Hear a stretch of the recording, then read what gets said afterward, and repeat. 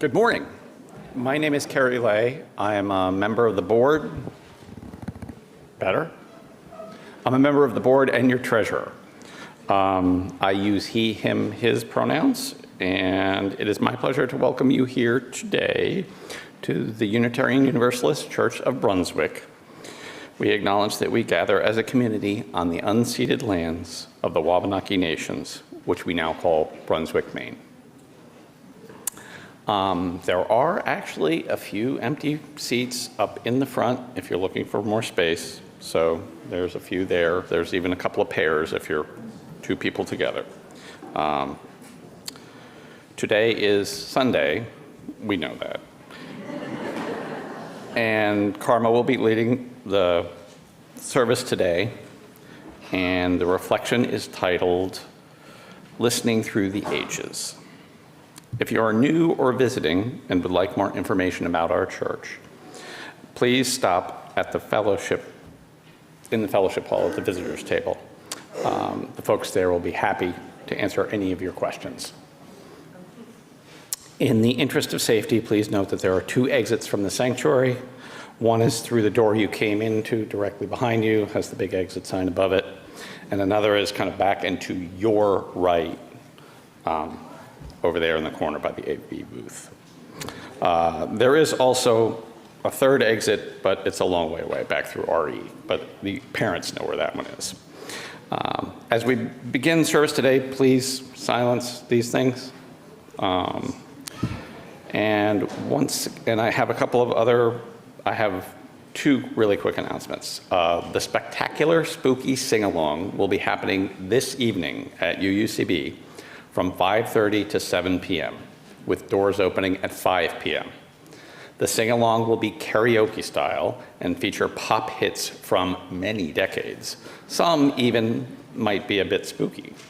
All ages are welcome, and it will be kid-friendly. Some light and healthy snacks will be provided. Costumes are encouraged, but not necessary. The event is co-sponsored by the Brunswick Pride community. One other, please see your inserts for the Santa Project. The inserts are now voluntary for you to pick up when you want to, but there's information about the Santa Project in the insert. And there are some other announcements that we'll be starting with Faith, I think, right there when I am done. So don't leave yet. Thank you again for coming. It's good to see you all.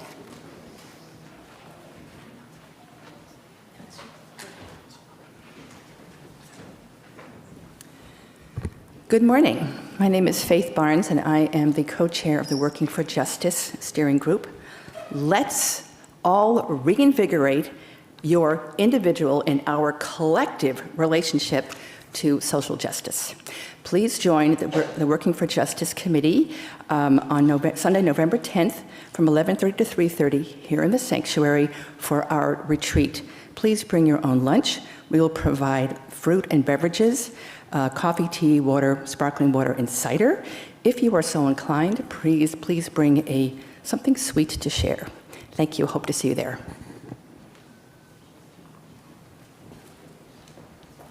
Hi, my name is Lucy Iams.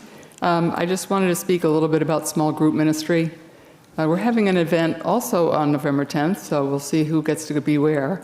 That includes lunch called Taste and See, and it's to introduce anybody who is not familiar with small group ministry to the offerings that we might be able to provide in the next year. How I got to know people when I returned to this congregation after many years away, and almost everyone was new to me, is as soon as it was announced, I joined a chalice circle with about 8 people that met for several months on Zoom video because it was during COVID pandemic virus. And the value of being in a small group is you get to know a small group of people over time. And the thing that we do is have a topic for each meeting, and it usually touches on some aspect of spirituality. So you get to really know people because it's about deep listening. Does that sound familiar? Is that something you've heard before? It is about deep listening. And we're going to try to offer, I'm working with Tobin on adult lifespan spiritual formation. Thank you, Tobin. I'll be working with him this year, and we may be presenting 3 different kinds of small group ministry with slightly different focuses. And so we wanted to introduce those to you on November 10th experientially, like you'll be in a small group for 20 minutes, maybe. Usually they last about an hour and a half. No, an hour and a half to 2 hours. So November 10th, we'll see where we are.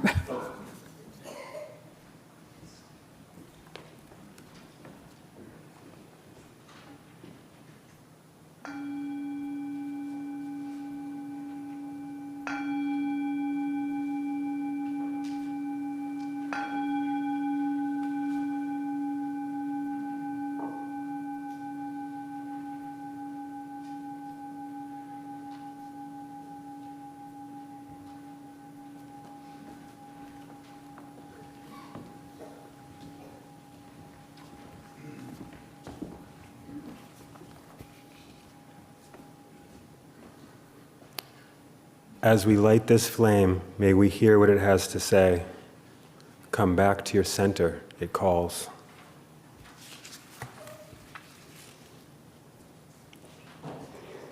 Return to the quiet, it whispers, the quiet we long for and that longs for us. From this stillness, always a voice arises if we let it. So come, friends. Let us listen once again. Let us find that flame inside that guides us back home.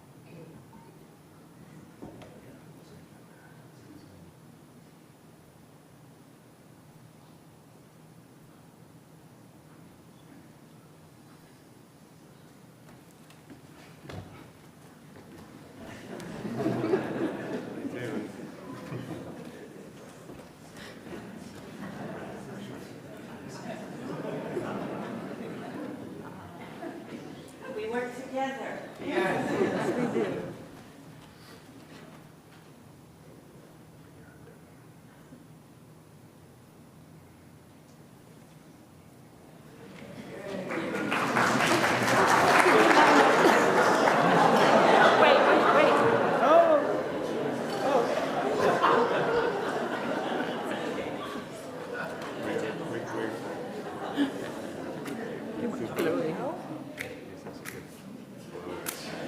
It's a very safe match. There you go.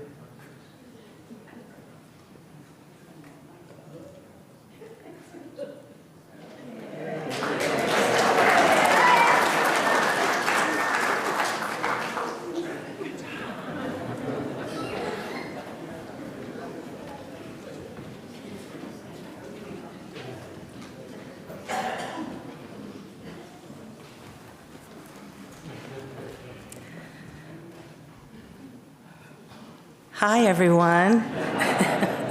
My name is Karma Amos. I use she, her pronouns, and it is my deep honor to be the minister of this congregation.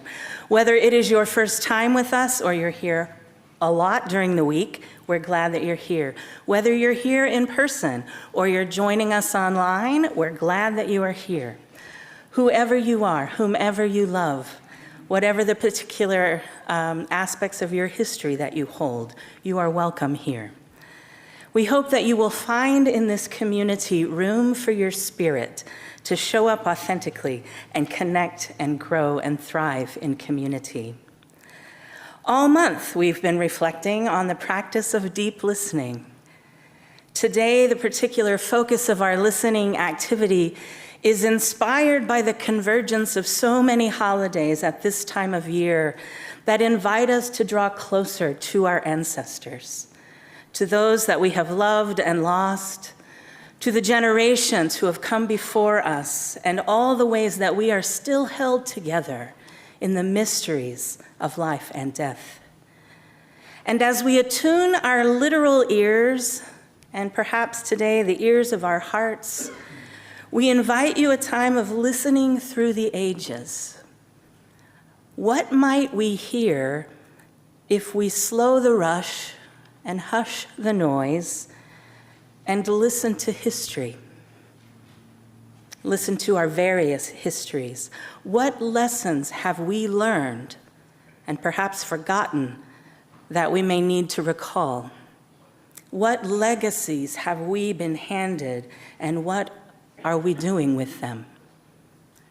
What do the epiphanies of the past have to teach us about how we might be open to the voices of wisdom now? May each of us find space and strength to listen deeply through the ages for a relevant word of wisdom, something we so desperately need today.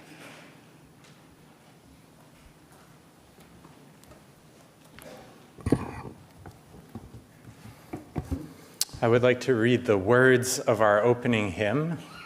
These are words provided by Ise Barnwell, as well as the music.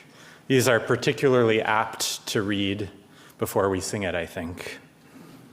For each child that's born, a morning star rises and sings to the universe who we are.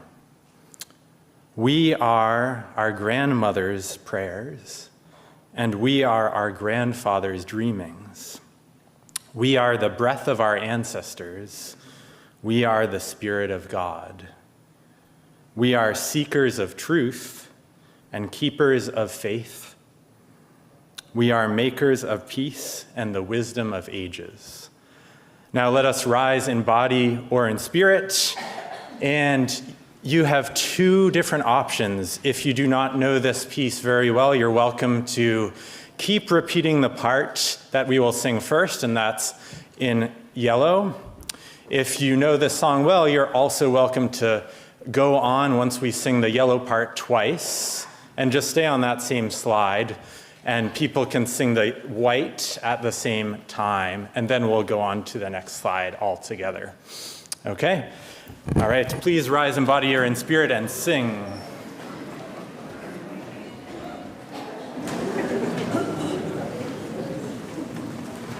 Rises and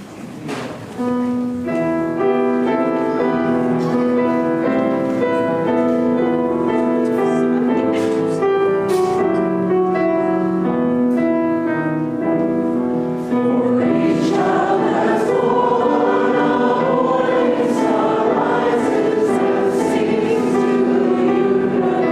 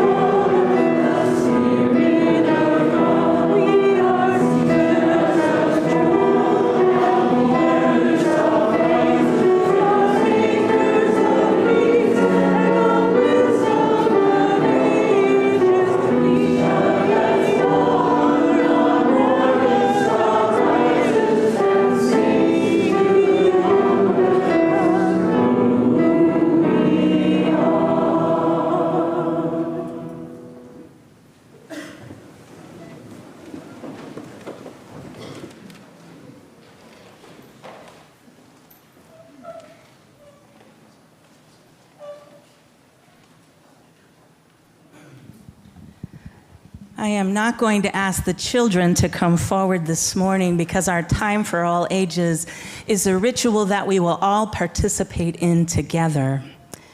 As I mentioned before, this is a time of year when many different spiritual and cultural traditions are inviting us to pay attention to our ancestors, to those that we have loved and lost, those whose absence is quite a presence for us, whose wisdom we want to continue learning, whose influence on our life has been so formative that we want to say thanks and name and honor their legacy. As observations of All Saints' Day, All Souls' Day, Halloween, Dia de los Muertos, Samhain, and many others converge, we think of the people that we've mourned together as a local community. I've put some photos here on the table of some folks we've lost in the last year or so. Ann Spencer, Monique Sondheim, Nancy Dorian, Sally Horn, Weld Henshaw, and Jean and Ken Wood. We have also lost people as a community in this state, and we observed the anniversary just this weekend of the shooting in Lewiston. We have their faces and names on the table as well. And as a community together, we can't individually help but think of those that we've lost, who've mattered the most to us. I want to invite you to take a moment to just check in with your heart about that. Who's on your heart this morning?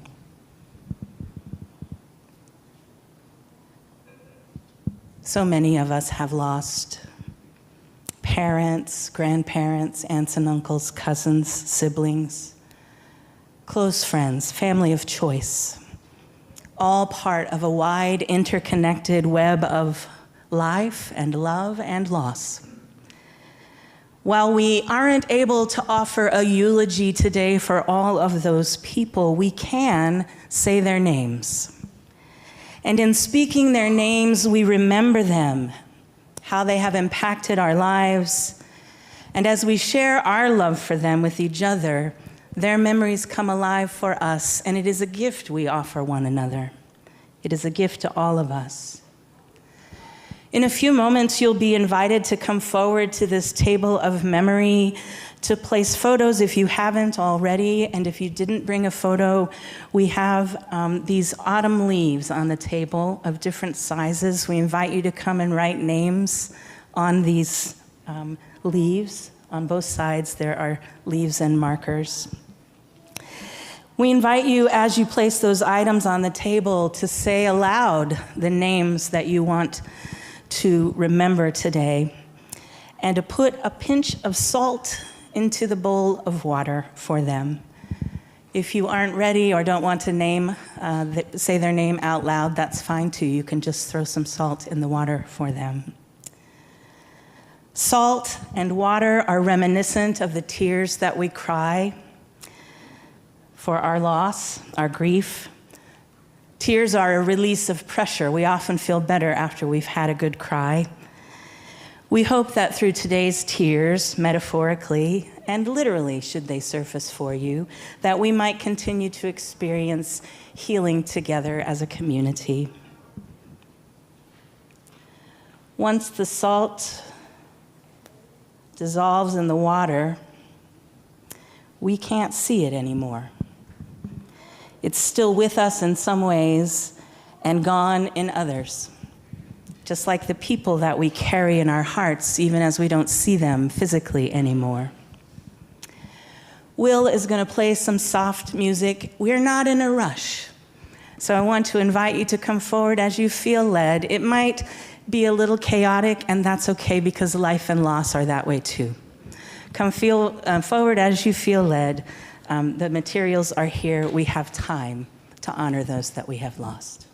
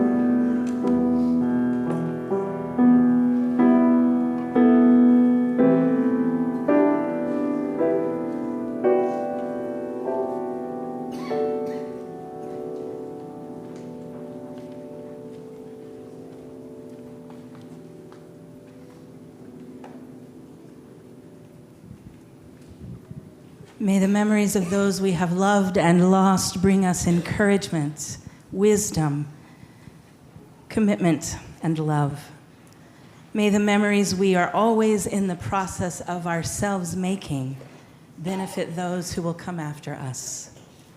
Blessed be the mysterious web of life. And now we'll sing our children out for their meetings this morning.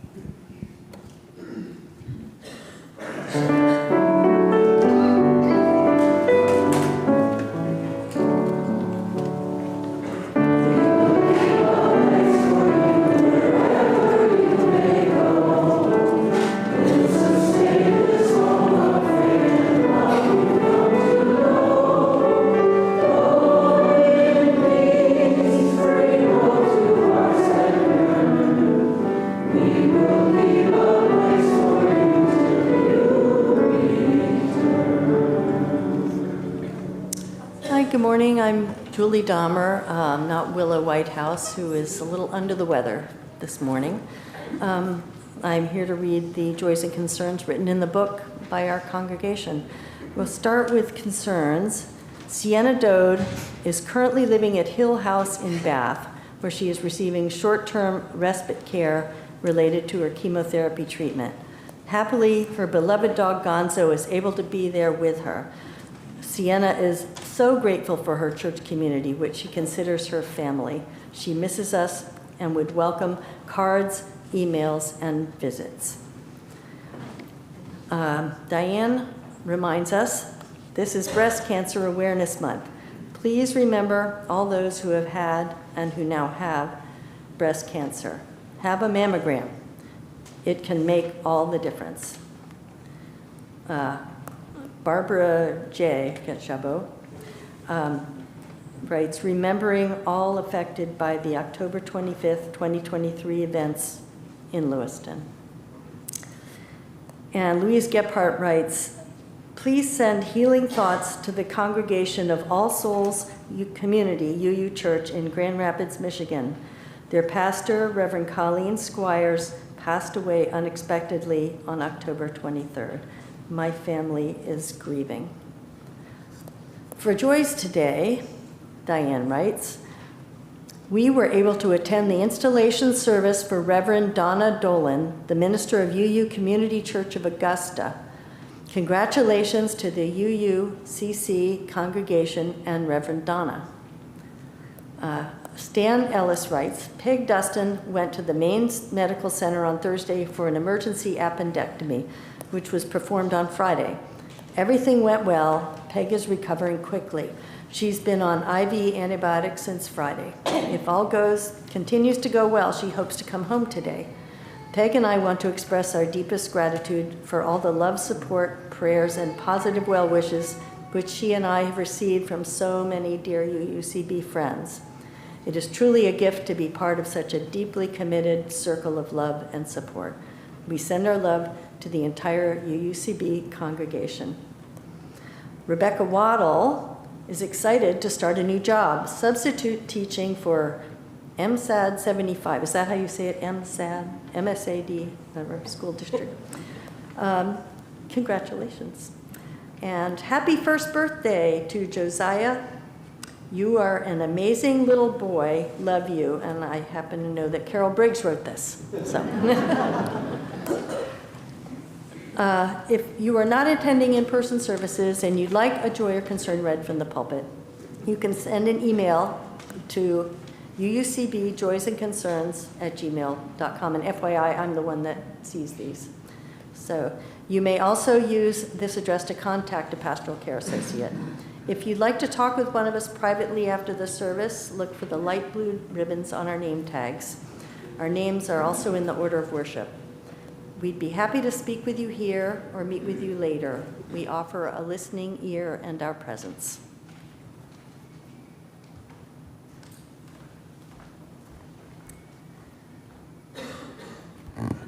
Would you join me in a time of prayer and contemplation? And these words are from Lynn Cox.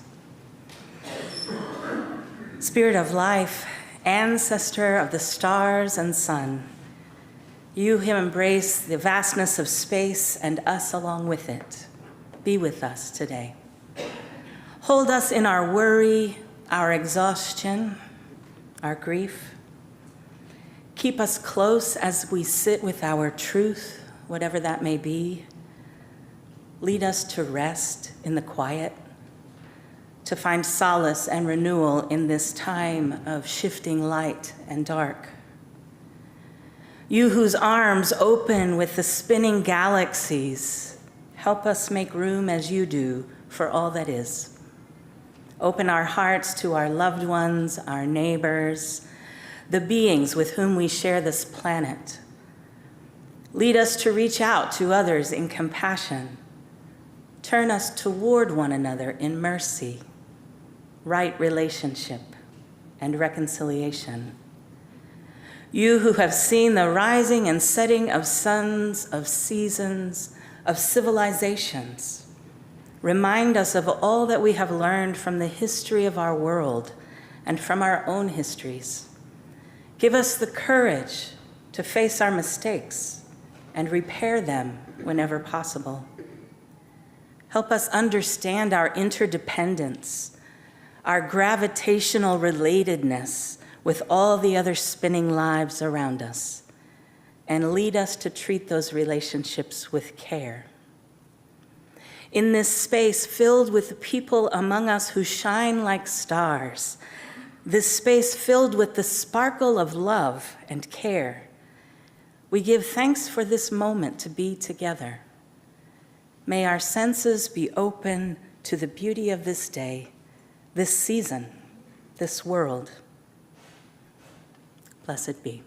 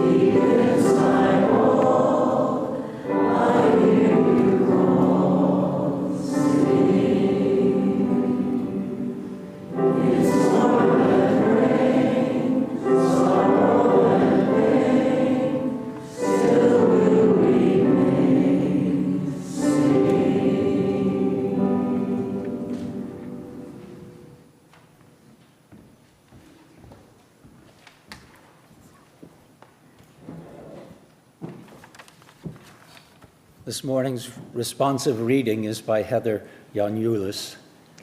They once dwelled among us, the people of memory. They who knew us, they who taught us, they who heard us, they who loved us. They touch our lives time and again through their presence and their absence. Through familiar scents and favorite songs, through old stories and renewed sorrow. As the earth turns and leaves fall, we reach back to renew the bonds between us. With hearts and hands open, we hold on to love, ever stronger than death. We reach back in gratitude and understanding. Without our time together, the pain and the joy, we would never be who we are today. We would have little to pass on ourselves. Without fear, with thanksgiving, and with hope for all that awaits, we remember those who have gone before. We honor the circle of life and death and our place within the sacred thread.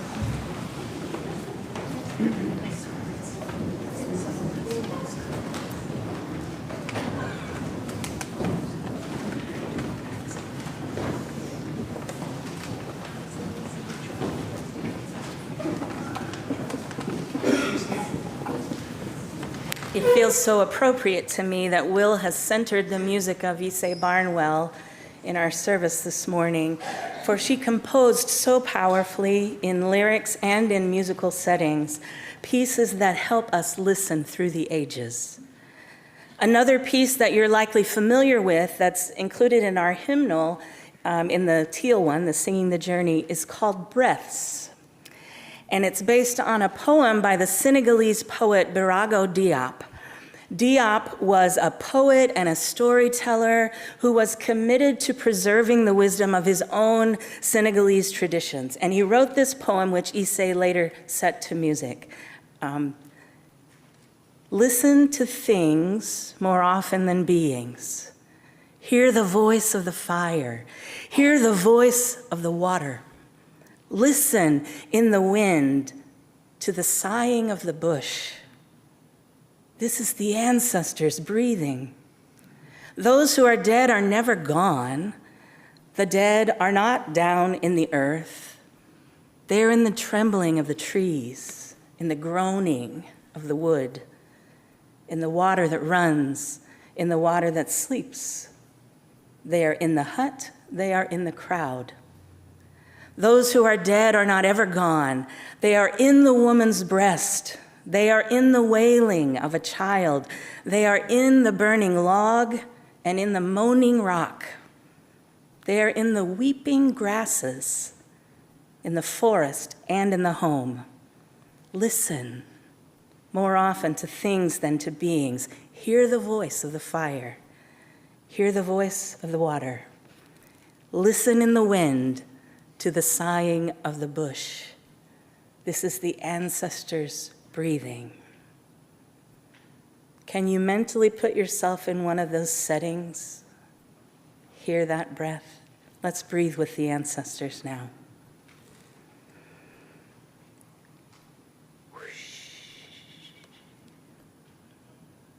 Would you make some breathing sounds?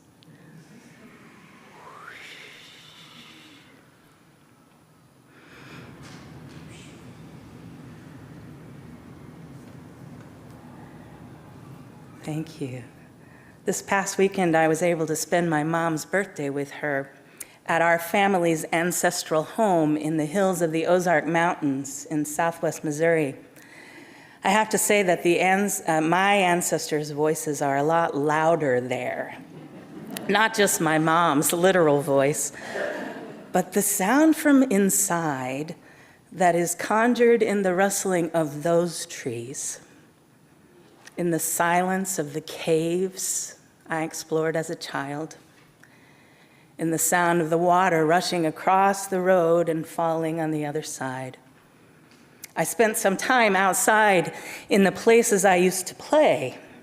This was the place where all of our big family gatherings were, where my great-grandparents lived, the same house, and where I remember feeling loved and safe. Last weekend, I recalled so many conversations and moments, some that made me laugh and others that drew a tender tear. I'm not sure if I would have been as attentive if deep listening had not been our theme. But I am grateful for the ways that that theme felt like an invitation from the universe to listen a little bit differently.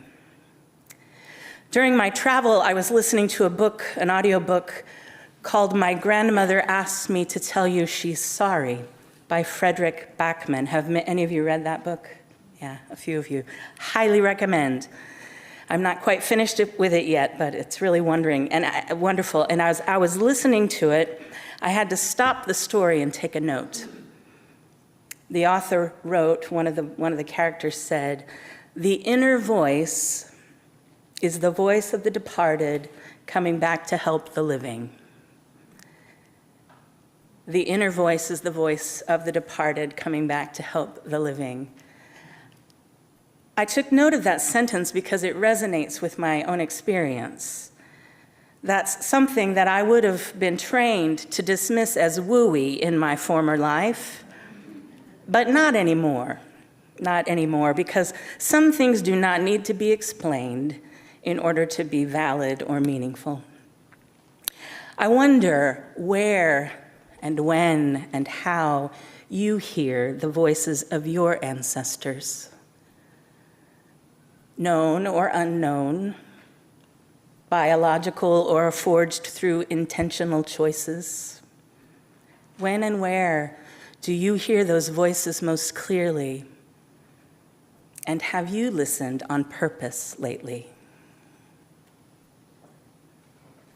I wonder what any of our ancestors would say about the state of the world right now. What comfort they might offer us, what judgment, what compassion, what encouragement. There is wisdom in the voices of the past, to be certain, and we, the living, are making the choices right now that will be our descendants' inheritance. This applies whether or not you yourself are a biological parent or not. Professor Adam Grant from the Wharton School of the University of Pennsylvania offers this challenge. He says, too many people spend their lives being dutiful descendants rather than good ancestors. The responsibility of each generation is not to please their predecessors. It's to improve things for their offspring. It is more important to make your children proud than your parents proud. I think there's something to be said about that. As we are thinking about how we listen through the ages to the wisdom of the past, we mustn't abdicate our responsibility for discerning and applying the wisdom needed today. Too much is at stake. Are you feeling this right now? How much is at stake? Would you breathe with me again? As we wrap up this month of reflections about the practice of deep listening, I hope we will not abandon the practice. Do you understand what I'm saying? Like, we can still deep listen after October. All of the practices we're exploring together are meant to be additive, right? Try them on. Keep on the ones that work. They can be intentional for the sake of both our personal and our communal transformation. So let us continue listening. And as I wrap up today, I want to offer you for your listening pleasure a poem by Elizabeth Alexander that pulls together several of the things we've been discussing. Let us listen for the voice of wisdom. Praise song for the day. Each day we go about our business, walking past each other, catching each other's eyes or not, about to speak or speaking. All about us is noise. All about us is noise and bramble, thorn and din, each one of our ancestors on our tongues. Someone is stitching up a hymn, darning a hole in a uniform, patching a tire, repairing the things in need of repair. Someone is trying to make music somewhere with a pair of wooden spoons on an old oil drum, with cello, boombox, harmonica, voice. A woman and her son wait for the bus.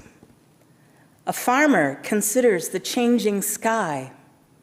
A teacher says, "Take out your pencils, begin." We encounter each other in words, words spiny or smooth, whispered or declaimed, words to consider, reconsider. We cross dirt roads and highways that mark the will of someone, and then others who said, "I need to see what's on the other side. I know something's better down the road." We need to find a place where we are safe. We walk into that which we cannot yet see. Say it plain. Some have died for this day. Sing the names of the dead who brought us here, who laid the train tracks, raised the bridges, picked the cotton and the lettuce, built brick by glittering brick the edifices they would then keep clean and work inside of.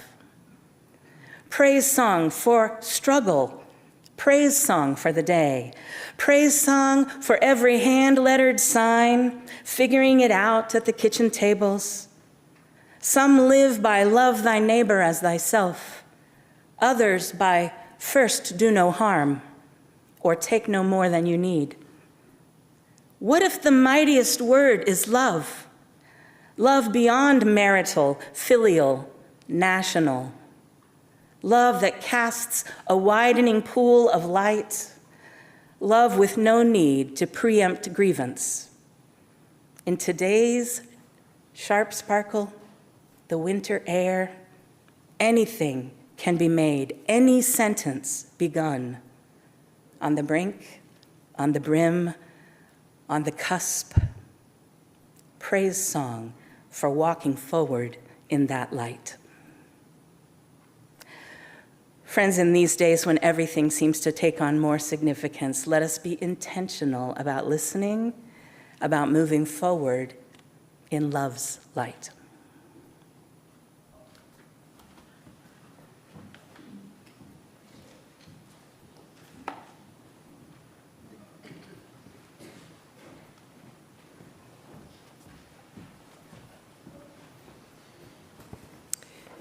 Now is the time in our service where we receive your weekly offering. All non-pledge offering is split with a charity with soul. This month's charity with soul is the very great Oasis Free Clinic. Please be generous. Thank you.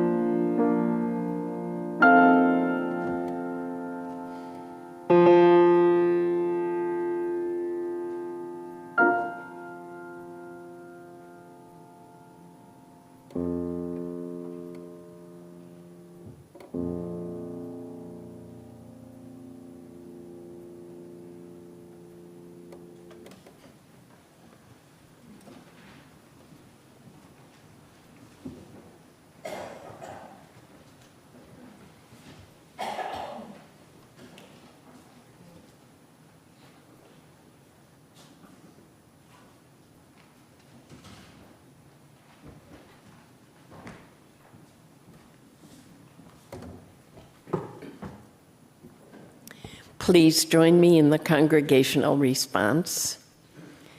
May these offerings sustain and grow the work of this church, weaving a tapestry of love and action. Please join in our closing hymn, number 103, For All the Saints. Stand or sit as you wish.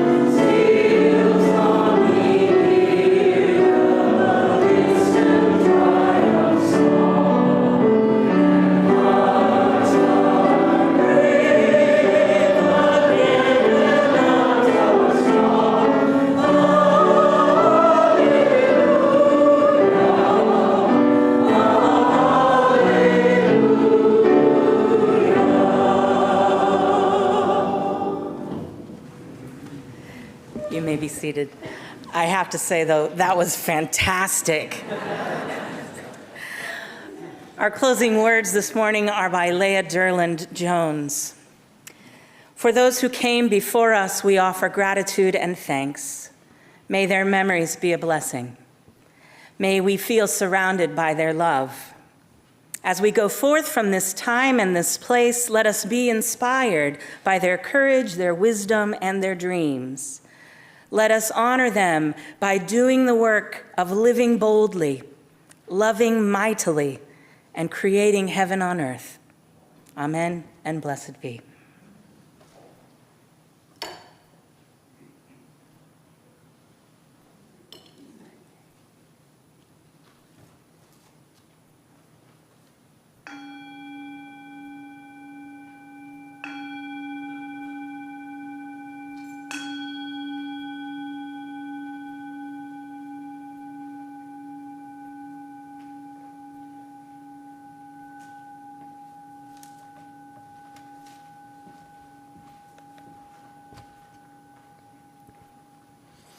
Please greet your neighbor. Thank you.